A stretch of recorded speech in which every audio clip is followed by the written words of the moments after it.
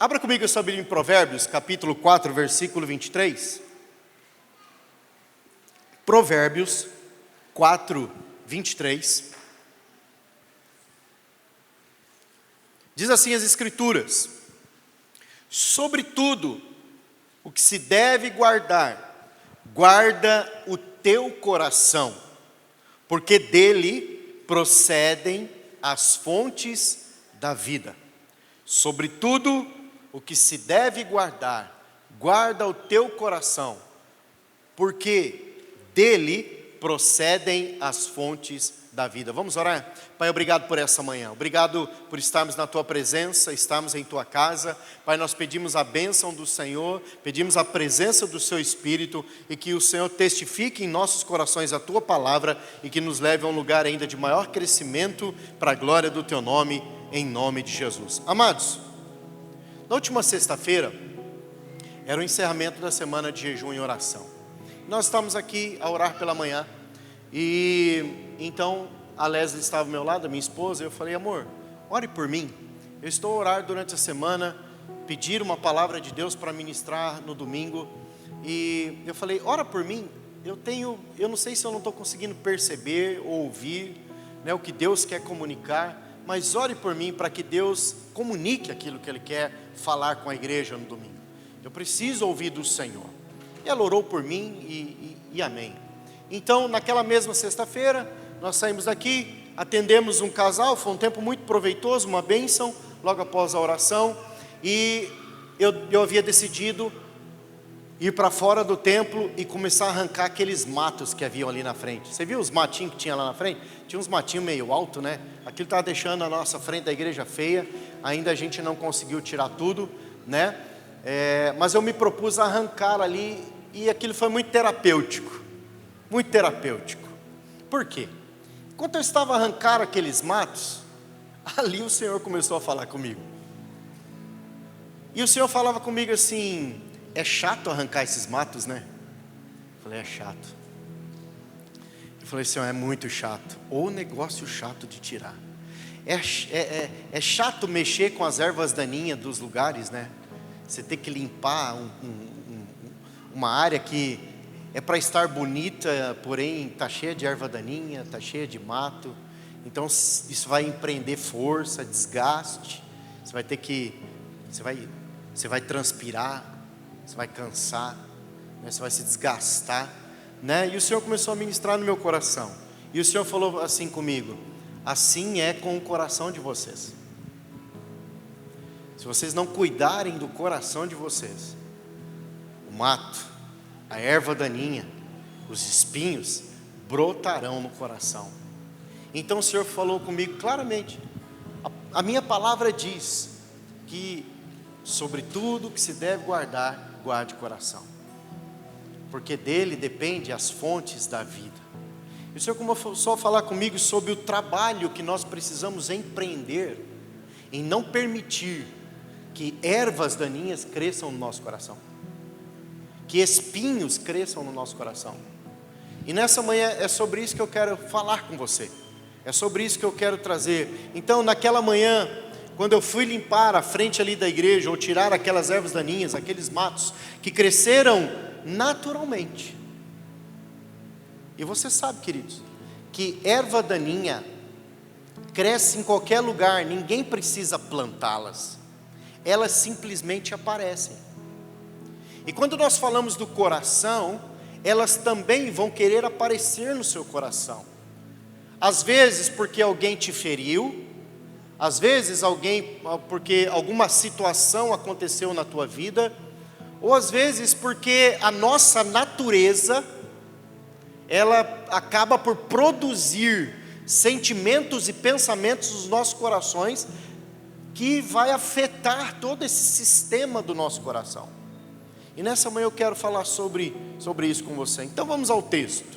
Primeira coisa que eu quero destacar aqui no texto é algo muito importante. Ele diz assim: sobretudo o que se deve guardar. Ou seja, o que o escritor está a nos mostrar nessa manhã é, numa escala de prioridades na vida, nós precisamos nos atentar àquelas que têm o poder de nos parar, ou aquelas que têm o poder de nos ferir, àquelas que têm o poder, né, de realmente nos afetar. Então está a dizer que sobretudo, isso fala sobre um grau de importância, algo que nós realmente precisamos prestar atenção. Sobretudo, e o que é esse sobretudo? Se nós fôssemos meditar e pensar sobre este sobretudo, eu entendo que há muitas coisas valiosas a serem protegidas, amém? Como por exemplo, dinheiro, ser um bom mordomo, economizar, gastar bem seu dinheiro, não sair gastando de qualquer maneira, planejar as coisas. Saúde, é bom cuidar da saúde, sim ou não? Fala nisso, irmãos, eu preciso dizer algo, né, como um testemunho. Minha esposa vai falar assim, já vai falar, né? Eu não consigo, irmão, eu não me aguento, né? Nós fomos ao Brasil e voltamos do Brasil com uma metanoia, literalmente, metanoia, né? A Leslie já se foi vários quilos, só de mudança de coisa, eu também só de mudança de alimentação, já se foram alguns quilinhos aqui. As coisas já estão a melhorar, até o ânimo melhorou, por quê? Proteger a saúde. Então, para aqueles amigos próximos, eu já estou dizendo, não coma mais isso. Isso aí é porcaria, isso vai acabar com você. Isso pode... Então, eu estou tacando terror em todo mundo, porque eu fui aterrorizado. Brincadeira. É bom proteger a reputação. A Bíblia diz que mais vale o bom nome do que as muitas riquezas. É bom proteger a reputação. O que as pessoas pensam a respeito de você é bom. Saúde, dinheiro, né? Relacionamentos. Mas o texto diz que acima de todas estas coisas, há algo mais importante que deve ser protegido. É o coração. Quando ele fala sobre tudo, ele está trazendo para um grau de importância acima de todas essas coisas que eu disse. Olha o que Jeremias capítulo 17, 9 nos diz: enganoso é o coração, mais do que todas as coisas, e desesperadamente corrupto. Quem o conhecerá? É uma pergunta. Aí diz assim: eu, o Senhor, esquadrinho o coração e provo os pensamentos, e isto para dar a cada um segundo o seu proceder, segundo o fruto das suas ações. Quem vai olhar o coração? A Bíblia está a dizer que o Senhor vê o coração. Nós podemos lembrar que quando Samuel foi à casa de Davi para consagrar o novo rei, o Senhor fala a Samuel assim: não atente à aparência, olhe para o coração, porque o coração revela verdades. A aparência, nós camuflamos verdades. Nós camuflamos. Muitas vezes nós camuflamos e nós temos competências e capacidades e artimanhas, né, de poder, num dia mau, até conseguir sorrir. Sim ou não? Porque nós não queremos que as pessoas invadam a nossa privacidade. Não é verdade? A gente tem essa capacidade. Você sabe que isso veio lá de Adão, não é mesmo? Você sabe que isso veio lá aquele homem, daquela mulher que se desfiguraram, escolheram uma nova configuração de vida, perderam a original, e isso vem da natureza adâmica. Ou seja, o que nós precisamos entender a respeito do que ele está nos ensinar aqui é: antes de cuidar de qualquer coisa, cuide do seu interior, dos seus pensamentos, dos teus sentimentos e das tuas motivações. Enquanto eu estava ali a arrancar aqueles matos, o Senhor começou a ministrar o meu coração a respeito disso. Dizendo: filho, cuida do seu coração, cuida do que você pensa, cuida do que você sente. Não permita crescer mato no seu coração, ervas daninhas no teu coração. Não permita que o seu coração seja conduzido, né, por pensamentos maus, por pensamentos ruins, né, por sentimentos maus, por sentimentos ruins. Não permita que essas coisas governem ou dominem o seu coração. Então nós precisamos pensar isso. Sabe por quê, queridos? Porque há pensamentos e sentimentos que muitas vezes se tornam um padrão para nós, mas não é um padrão para Deus. Existem sentimentos e pensamentos nos nossos corações que muitas vezes eles acabam por se tornar um padrão para nós, mas às vezes eles não são um padrão para Deus. Quer ver? Gálatas capítulo 5, no versículo 19 e 20, se você estiver acompanhando, vai estar ali na tela também. Diz assim: ora, as obras da carne são conhecidas e são prostituição, impureza, lascívia, idolatria, feitiçaria, inimizades, porfias, ciúmes, írias, discórdias, dissensões, facções, invejas, bebedices, glutonarias e coisas semelhantes a estas, a respeito das quais eu vos declaro, como já outrora vos preveni, que não herdarão o reino de Deus os que tais coisas praticam. Olha só como o nosso coração pode se encher daquilo que é carnal. Olha só como o nosso coração pode ser movido por sentimentos e pensamentos carnais. E esses sentimentos e pensamentos podem acabar por se tornar um padrão para o nosso coração e para o nosso estilo de vida, mas a palavra do Senhor, ela condena. Ou seja, são padrões, né, no coração que revelam uma necessidade de amadurecimento, de aperfeiçoamento.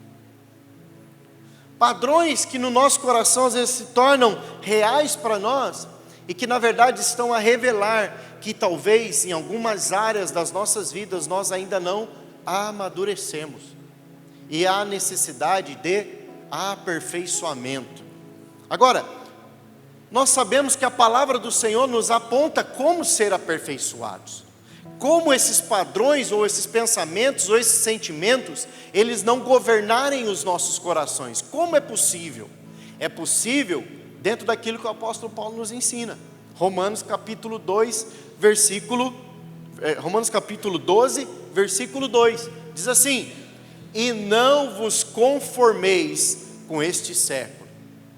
A palavra conformar aqui é uma palavra grande, grega, que é sushematsu.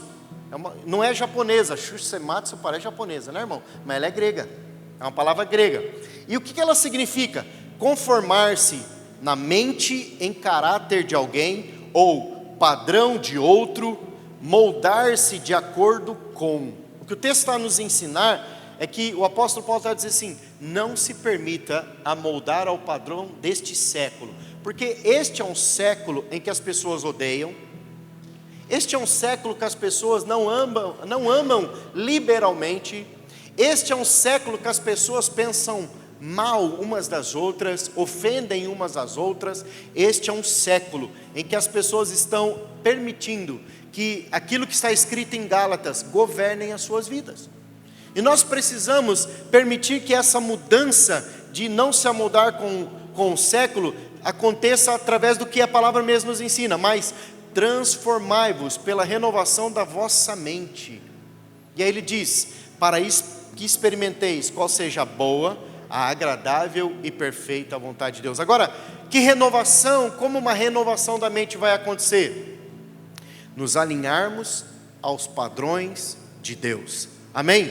Quando nós falamos sobre padrões, que talvez nos falta um amadurecimento em algumas áreas, nós devemos lembrar do que também Paulo escreveu em 1 Coríntios 13:11. Ele diz assim: quando eu era menino, falava como menino, sentia como menino, pensava como menino. Quando cheguei a ser homem, desisti das coisas próprias de menino. Qual é a diferença do menino e do homem? Maturidade. Não é verdade? A diferença entre um menino e um homem é a maturidade de cada um. O menino, né, trazendo para o natural, um menino de 11, 12 anos, ele não está preocupado em pagar a renda do mês, nem o boleto da água, da luz. Por quê?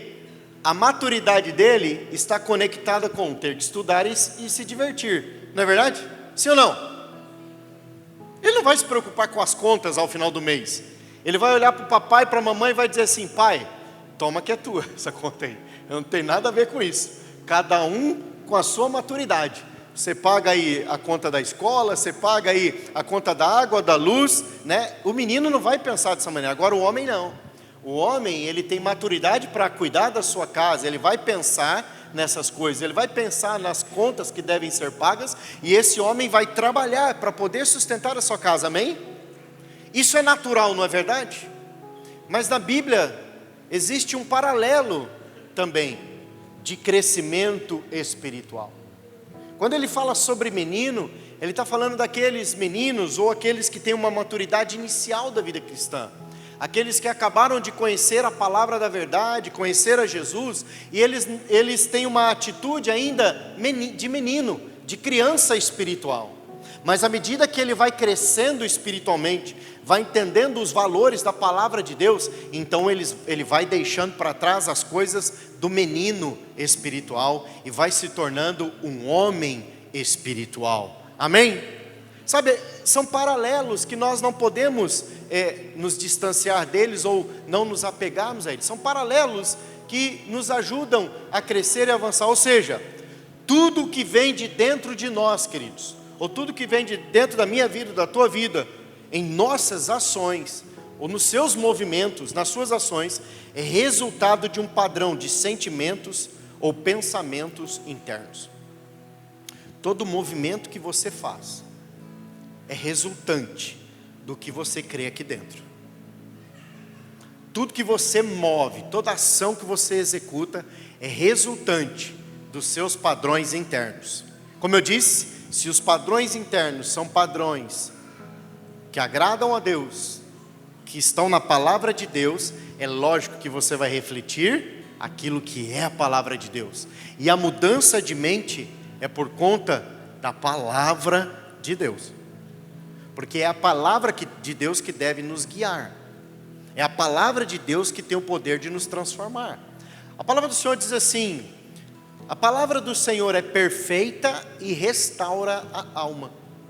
A alma é o campo dos sentimentos, da razão, das emoções. Ele está a nos dizer que quando mais nós conhecemos a palavra de Deus, mais ela tem o poder de penetrar no nosso interior e mudar algumas, ou arrancar, vou usar essa linguagem, arrancar as ervas daninhas do nosso coração. Porque a palavra tem o poder de nos curar. Ou seja, então ele diz assim, sobretudo, primeiro ponto, há um grau de importância aqui que nós não podemos negligenciar. Aí ele diz, guarda o teu coração. Ou seja, nós já vimos que o coração, representa o nosso interior, a nossa mente, nossa vontade, as nossas emoções, até mesmo a nossa consciência. Então, guardar o coração significa o quê? Protegê-lo das influências corruptas e nocivas que roubam os valores das Escrituras, e que não permite que a gente mantenha a nossa fé ou a nossa espiritualidade intacta. Então nós precisamos guardar o nosso coração daquilo que é nocivo à palavra de Deus, daquilo que é nocivo ao nosso coração. O nosso coração, querido, o meu coração, o seu coração, não foi criado para odiar. O nosso coração não foi criado para não amar. O nosso coração não foi criado para não perdoar. Pelo contrário, o nosso coração foi criado para amar, para perdoar. Sabe, o nosso coração foi criado para exercermos misericórdia, para ajudar uns aos outros. E qualquer coisa fora disso representa que o nosso coração não está alinhado. Mas pastor, às vezes a frustração vem, a tristeza vem, sim, porque temos um coração. O problema não é quando a tristeza vem, o problema não é quando a frustração vem, o problema não é quando a desilusão aparece. O problema é quando estas coisas nos dominam. Está comigo aqui? O problema é quando isso nos domina. Porque se nos dominar, nós vamos ser pessoas amarguradas, enraivecidas, furiosas, desiludidas. E você já deve ter encontrado algumas pessoas com esse tipo de comportamento por aí. E o quanto é triste nós encontrarmos pessoas com esse tipo de comportamento. Mas como é bom encontrarmos uma pessoa que passa por lutas, mas crê em Jesus Cristo, na alegria da salvação, e mesmo no meio da luta está assim,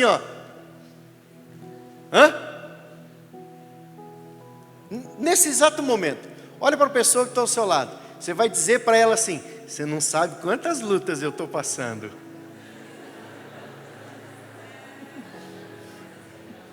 Você não tem nem ideia. Sorrindo, irmãos, consegue? Você não tem nem ideia. Você pode dizer para ela: você não tem nem ideia os desafios que eu tenho. Mas você crê em Jesus, amém? Você crê na palavra dele, amém? Então você pode confiar nele. Porque a tua alegria não vem de você mesmo. A sua fé não vem de você mesmo.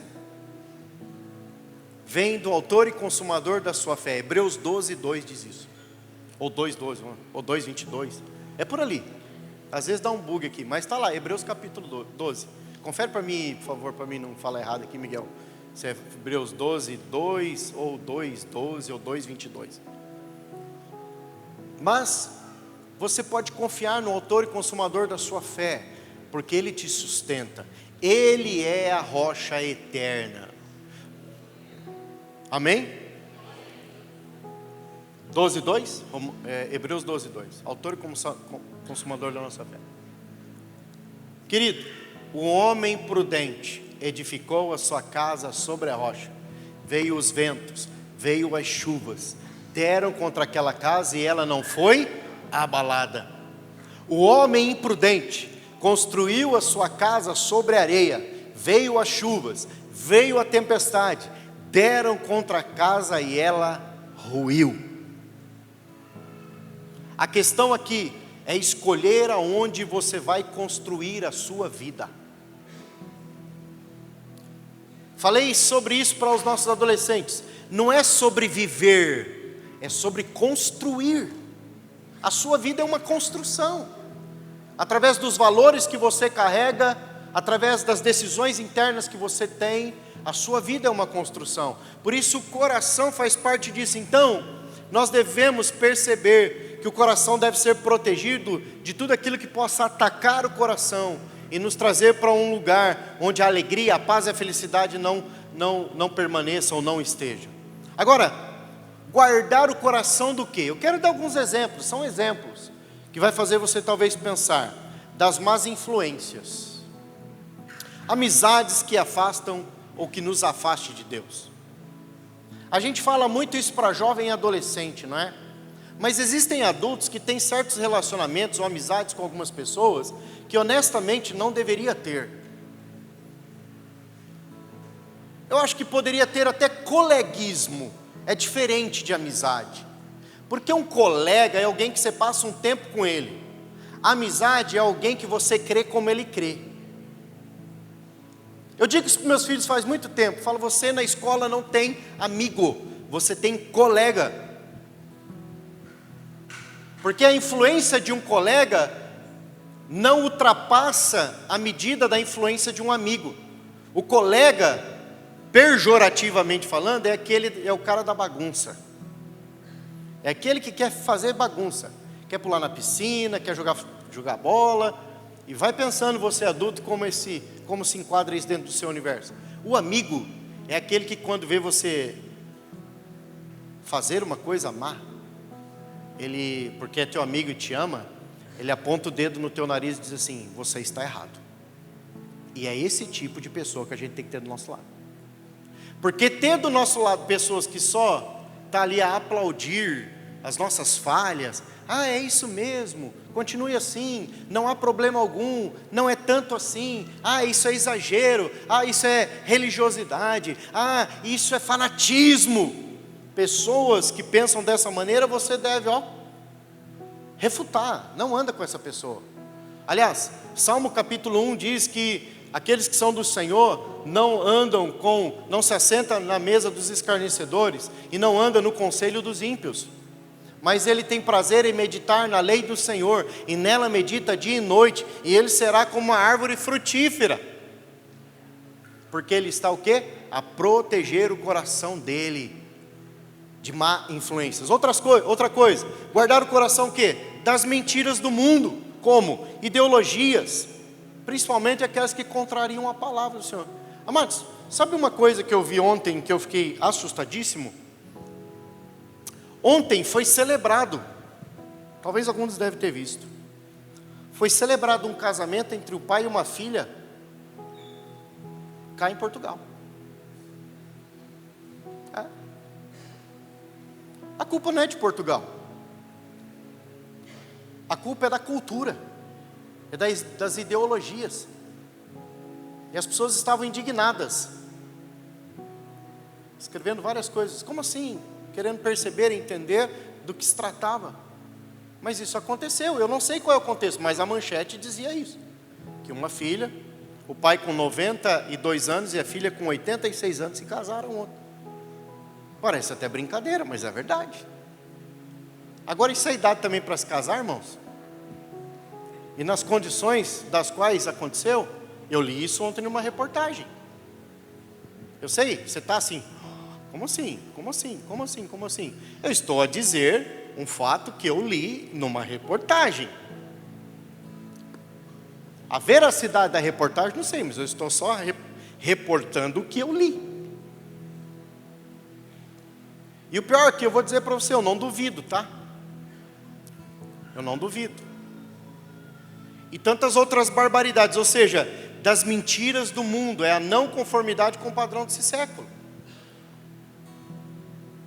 Com essas noções absurdas. Ou seja, proteger o coração dos desejos enganosos, do orgulho, da ganância, proteger o coração da amargura, de mágoas, não tratadas, que podem envenenar o nosso coração, de não querer servir mais, de não querer mais servir, nem eu não vou servir mais a igreja não, porque me feriram, aquela igreja, aquele pastor me feriu, aquele líder me feriu, e a gente está deixando com que Satanás governe o nosso coração, a gente não vai servir mais, a gente não vai se envolver mais, porque eu fui ferido. A culpa não é da igreja, a culpa é de quem te feriu. Resolva isso no teu coração com quem fez. Não culpabilize a igreja. E não deixe com que a igreja da qual você pertence, principalmente Canal Alcance, que a igreja perca você de servir. Porque a gente quer que você serve aqui. Sirva, a gente quer que você sirva. Não deixe que o inimigo roube a alegria de servir.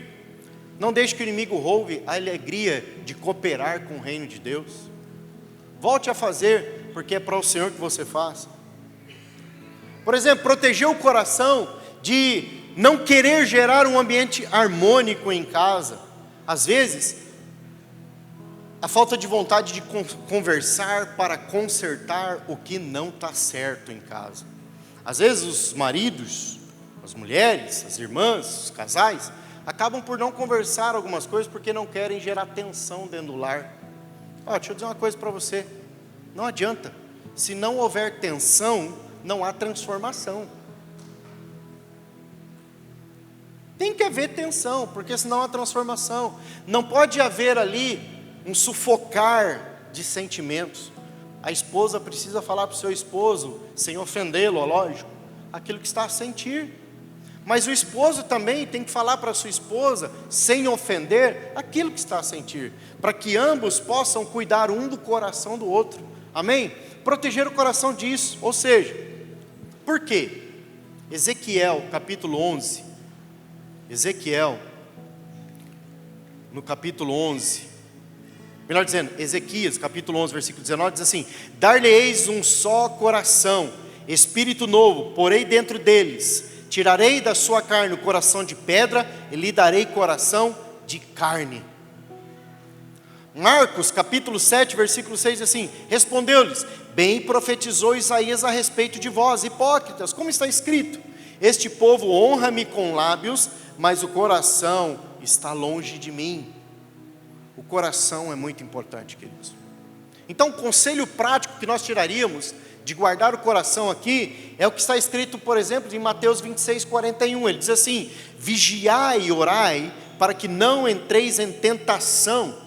O espírito, na verdade, está pronto, mas a carne é fraca. Muitos falam assim, acho engraçado o crente dizer: pastor, você sabe que a carne é fraca. A carne é fraca porque o espírito não é forte. Porque quando nós começamos a fortalecer a nossa vida espiritual e aplicar valores das Escrituras no nosso coração, a nossa carnalidade vai ser transformada por direção do Espírito, por espiritualidade, por condução do Espírito Santo. Então não é porque a carne é forte, melhor dizendo, não é porque a carne é fraca, na verdade ela é muito forte, porque às vezes ela consegue nos dominar, e nós precisamos escolher o que vai nos dominar, se a carne ou o seu coração. Olha o que a palavra do Senhor diz em Gálatas capítulo 5, 18 e 22, diz assim: mas se sois guiados pelo Espírito, o fruto do Espírito são esses: amor, alegria, paz, longanimidade, bondade, fidelidade, mansidão, domínio próprio. Contra estas coisas não há lei. Então, vigiar é cuidar com o que pode entrar pelos olhos, pelos ouvidos e pensamentos. É uma maneira prática de guardar o coração. Guardar o coração. Então é sobre isso que ele está fazendo. Agora, por quê, querido? Por que eu devo guardar o coração? O texto vai dizer que o coração, ele tem as saídas da vida. Ele é a fonte que flui. E Lucas capítulo 6, versículo 45 nos mostra algo interessante sobre o coração. Ele diz assim: o homem bom do bom tesouro do coração tira o bem, e o mal do mau tesouro tira o mal, porque a boca fala do que está cheio o coração. Ele mostra assim: o homem bom tira do bom tesouro do coração coisas boas, mas o homem mau tira só o que é mau, porque a boca fala, está cheio o coração. Então, por que o homem mau tira só o que é mau? Porque ele não tem protegido o coração. Ou seja, o que nós entendemos com isso? Que isso está ligando causa e efeito. Causa e efeito. A causa aqui é como guardamos o coração. O efeito aqui é o que vai fluir dele. Então, queridos, nós precisamos guardar o coração, porque dele, como diz a Escritura, ou seja, ele é a fonte, ele é o ponto de partida. Você está comigo aqui? Ou seja, tudo que você pensa, faz e fala tem origem no seu coração. Ele influencia suas decisões, seus relacionamentos, a sua fé. Se ele estiver corrompido, tudo à sua volta também será afetado. Guardar o coração é proteger todas as outras áreas da tua vida, porque isso é consequência. Quando você guarda o coração, muitas coisas da sua vida vai ser protegido. O coração, querido, é como uma terra. É como uma terra. E é nesta terra chamada coração que nós semeamos, ou permitimos que seja semeado a palavra de Deus, ou não. As verdades e os padrões de Deus, ou não. Marcos capítulo 13, do versículo 3 a 9, nós temos a parábola do semeador. A Bíblia diz assim: saiu, eis que o semeador saiu a semear. A Bíblia diz: eis que o semeador saiu a semear. Quem é o semeador? Quem é o semeador? Quem é aquele que sai a semear? A gente sabe. Você pode falar: é o Espírito Santo, é Jesus, é o próprio Deus. Quem semeia verdades no nosso coração e sementes boas é Jesus, o Espírito Santo e o próprio Deus através das suas escrituras. Eles saíram a semear. E a palavra do Senhor diz que enquanto eles lançavam as sementes foram caindo em alguns lugares. E algumas caíram no meio da pedra, alguns caíram no meio dos espinhos, e a palavra do Senhor diz que na pedra não pôde aprofundar-se, ou aquela semente ela germinou, mas ela não permaneceu, porque não tinha raiz em si mesmo, porque era pedra, não conseguia aprofundar. Outros dizem: até caiu ali numa terra, mas envolta de espinho. A palavra do Senhor diz que os espinhos sufocaram o crescimento daquela semente. Mas a Bíblia diz assim, que caiu numa boa terra, que cresceu e frutificou. E nós precisamos olhar para o nosso coração e perceber como está a terra do nosso coração, irmão. O nosso coração está pronto para receber a semente do semeador e permitir que ela cresça? Ou nós precisamos, como eu fiz na última sexta-feira de manhã, olhar para o nosso coração e começar a arrancar as ervas daninhas, aquilo que está no nosso coração e que vai sufocar as verdades, os princípios e os valores da palavra do Senhor? Amém? Nós precisamos entender isso. Agora, o texto nos ensina que sobre tudo que se deve guardar, guarde o teu coração, porque dele, ele termina assim, procedem as fontes da vida. Nós já vimos como o nosso coração, ele pode absorver tanto que é bom, mas também o que é ruim. E a questão aqui é o quanto nós vamos blindar e proteger o nosso coração do que é mal. A questão aqui é o quanto nós vamos nos empenharmos para arrancar o que é mal de dentro do nosso coração.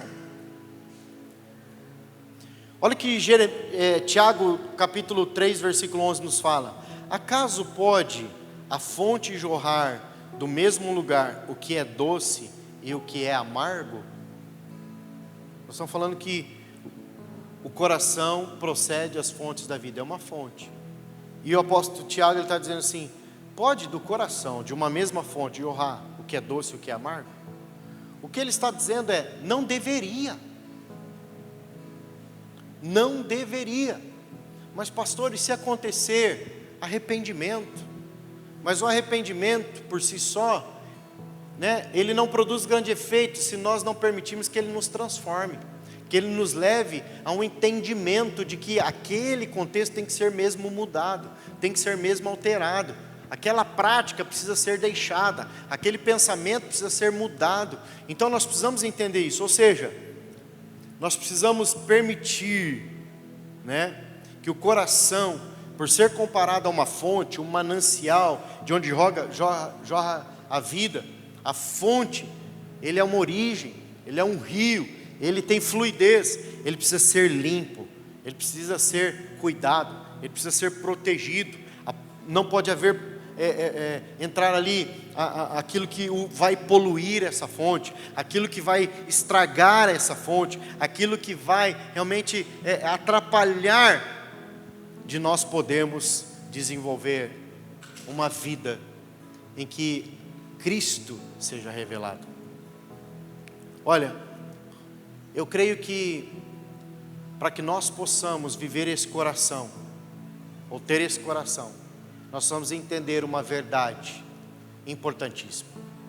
1 Coríntios capítulo 4, 1 Coríntios capítulo 10, do versículo 4 a 6 diz assim: todos eles comeram de um só manjar espiritual e beberam da mesma fonte espiritual, porque bebiam de uma pedra espiritual que os seguia, e a pedra era Cristo. Entretanto, Deus não se agradou da maioria deles, razão porque ficaram prostrados no deserto. O apóstolo Paulo está mostrando aqui que o povo, quando saiu do Egito, a palavra do Senhor fala que eles provaram, ele diz assim, do mesmo manjar espiritual e da mesma fonte. E o apóstolo Paulo diz que essa pedra espiritual que seguia eles é Cristo. Eu particularmente acredito de todo o meu coração, que eu acredito para mim primeiro, que o que vai fazer com que o meu coração seja protegido é perceber onde eu estou edificando a minha casa. Qual é o lugar da edificação da minha casa? Eu não estou a edificar a minha casa sobre areia, eu estou a edificar a minha casa espiritual sobre a rocha, que é Cristo. Amados, isso faz muita diferença para nós cristãos, porque a minha fé em Cristo me faz olhar para os meus fundamentos, ou que sustenta as minhas crenças e a minha fé, e perceber, se eu estou sobre Cristo, então é Cristo que deve transformar a minha vida, é Cristo que deve prevalecer em meus sentimentos, é Cristo que deve prevalecer nos meus pensamentos, é Cristo que deve prevalecer nas minhas ações, nas minhas atitudes. Mas pastor, eu sou homem ainda, eu não sou perfeito, ok, não é porque eu estou em Cristo que eu sou perfeito, mas se eu estou em Cristo, eu desenvolvo a minha fé todos os dias, e a minha salvação todos os dias, para que eu vá deixando a imaturidade cada vez mais longe, do ponto de partida, do ponto de início. Eu não posso ficar preso lá atrás, eu preciso progredir, eu preciso avançar. E a aplicação que a gente pode trazer aqui para entender, queridos, para nós entendermos o quanto nós estamos arraigados em Cristo, o quanto nós estamos firmados em Jesus, isso é revelado pelo que a palavra nos ensina. Ou seja, o que sai da nossa boca, o modo como nós vivemos ou tratamos pessoas ou decisões que tomamos, flui de um coração que está em Cristo ou não. Isso para mim é chave. Isso precisa gerar um temor no nosso coração, porque isso pode afetar a nossa vida cristã, isso pode afetar a eternidade, irmãos. O texto diz isso, que acabamos de ler. A palavra do Senhor diz que Deus não se agradou do coração deles e ficaram prostrados no deserto. O que é ficar prostrado? Não concluíram, porque o coração se encheu de toda sorte de ganância do mundo, de toda sorte de perspectiva mundana, de toda sorte de ideias, padrões e sentimentos que desonravam a Deus. Agora, se o coração estiver cheio da palavra de Deus, do Espírito Santo e da verdade, a minha, sua vida será frutífera, saudável e cheio da graça de Deus, amém? Então profetiza sobre teu irmão, tua esposa, seja quem estiver do seu lado, profetiza assim: você é uma pessoa que o Espírito Santo habita em você, por isso você vai frutificar, e o seu coração vai ser um coração cheio de alegria, de paz e de transformação, no nome de Jesus, amém? Amém? Que legal, não é? Agora, como um bom irmão em Cristo, que é gostoso dizer isso para os outros, né? Agora nós vamos ser aquele amigo. Sabe aquele amigo? Como eu estava trazendo o paralelo aqui. Se você ama muito a pessoa que está ao seu lado, você vai dizer para ela, agora, sorrindo, lembra o sorrisinho? Mas, se o que estiver no seu coração for rancor, tristeza, incredulidade, inveja, você não vai refletir o amor de Cristo. Você falou sorrindo, né? Você viu como é fácil você falar algumas coisas para o seu marido e ele não ficar bravo com você? Hã? Agora, o melhor ainda, você viu como é fácil você falar para sua esposa algumas coisas que ela não vai ficar brava com você? Inclusive, ela vai sair daqui hoje, foi ministrada no coração dela, e ela vai chegar em casa, vai ter um almoço, ou ela vai levar você para almoçar fora e vai pagar o almoço para você, aleluia. Hã? As irmãs, o que as irmãs? Hã? Brincadeiras à parte, queridos. Eu estou a brincar com algumas coisas aqui, mas a verdade é, às vezes no dia a dia, o nosso coração se apega a algumas dores, algumas feridas, e nós deixamos de experimentar o melhor da vida. Ou seja, em Jesus, temos a restauração do nosso coração, porque Ele nos libertou. Você é alguém liberto. Ele te libertou de manter-se preso a pensamentos nocivos, negativos, tristes, de manter o seu coração aprisionado no rancor, na mágoa, na falta de perdão.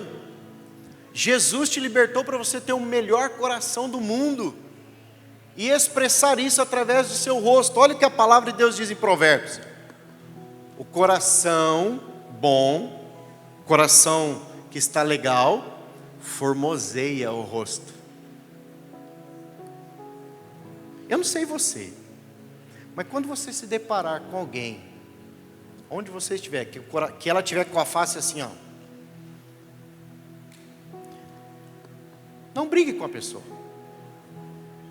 tenha misericórdia dela, porque o coração dela está mal. E talvez, em vez da gente, que cara é essa? Que cara é essa? Não chega dizendo que cara é essa, chega oferecendo ajuda, chega dizendo assim: você precisa de uma ajuda? O que eu posso fazer por você? Como eu posso alegrar teu coração? Mas a primeira coisa que a gente faz é lá dentro de casa, né? Porque eu moro numa casa, né, irmãos? Às vezes eu acordo meio assim, a minha esposa vem: que cara é essa? Comer não gostou? Não, ela nunca faz isso. Eu tô a provocar ela aqui, né? A Lésia realmente não faz isso. Mas ela disse assim: amor, muda esse rosto. Não está legal esse rosto. Hã? Eu olho para ela, o meu docinho, eu olho para ela, eu tenho que mudar o rosto. Entende? Então, em vez da gente... E a gente tem uma tendência de querer julgar o livro pela capa. A gente deveria estar atento ao que está por dentro, não o que a gente vê por fora. E quem sabe nós vamos ser muito mais eficazes em cuidar do coração das pessoas. E ser até mais... as pessoas vão até nos receber mais, porque nós vamos expressar o que já está em nós, né, para os outros. E eu quero concluir. Equipe do louvor, se quiser subir aqui, por favor. Quero concluir dizendo para você o seguinte. Provérbios 4:23 é um chamado à vigilância interior. Ou seja, Deus não quer apenas comportamentos corretos, Ele quer corações transformados. Porque comportamento correto qualquer um pode ter, não sendo cristão, não crendo na palavra de Deus, não crendo em Jesus Cristo. Você vai ver um monte de gente educada por aí, porque é comportamento, é padrão. Mas não significa que se você pisar no calo dela, ela vai ter controle para não explodir, para não ter uma reação que talvez não seja agradável.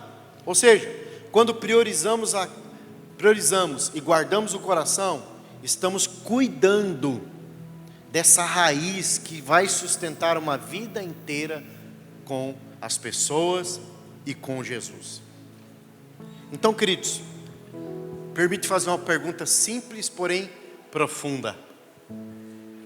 Sabe, existem perguntas simples que muitas vezes a gente não sabe responder, mas existem perguntas simples que nos arrancam um questionamento. Nessa manhã, com essa palavra, queridos, enquanto Deus ministrava meu coração lá fora, o Senhor fez essa pergunta para mim.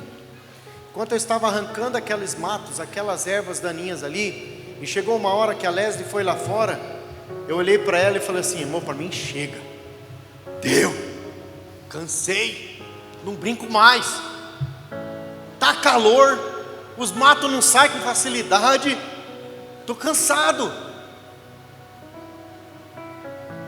Então nessa manhã a pergunta que eu quero te fazer, querido, o Espírito Santo de Deus quer trabalhar através dessa pergunta é: como está teu coração? Como está o teu coração realmente? Qual é o estado do teu coração hoje? E por que ele está assim? Porque Deus quer saber o porquê. Porque é ali no porquê que Ele quer restaurar. É ali no porquê da dor que Ele quer entrar. É ali no porquê da frustração. Porque se há alegria, Deus não precisa trabalhar na alegria. Se há paz, Deus não precisa trabalhar na paz. Porque a alegria e a paz já estão ali. Agora, se a alegria não está, se a paz não está, se esse sopro de restauração não está, ei, essa é a manhã que Deus quer curar seu coração. Essa é a manhã que Deus quer restaurar a alegria no teu rosto. Que Deus quer restaurar a alegria na sua comunicação, a alegria nos seus relacionamentos. Então, como está o seu coração? Eu quero convidar você a fechar os teus olhos nessa hora. Feche os seus olhos por um instante. Eu quero convidar você a pensar sobre isso. Mas eu quero lhe pedir, não só pense a respeito disso. Decida hoje não mais permitir que o seu coração esteja nesse lugar de dor, se houver dor. Permita que o seu coração possa crescer em paz, crescer em recomeçar, crescer em crer que há algo novo para a tua vida, que em Jesus há algo novo para o teu coração, que em Jesus há a solução para o que você está a viver, a passar, que Jesus tem todo o recurso para a tua casa, para o teu coração. Enquanto eles ministram uma canção, eu quero convidar você a orar aí no seu lugar, a apresentar diante do Senhor e dizer: Senhor, esse é o meu coração. Eu não vou esconder do Senhor, mas eu estou nessa manhã dizendo: sim, Espírito Santo, entre e trabalhe no meu coração. Enquanto eles ministram uma canção, fale com o Senhor, depois eu quero orar com você.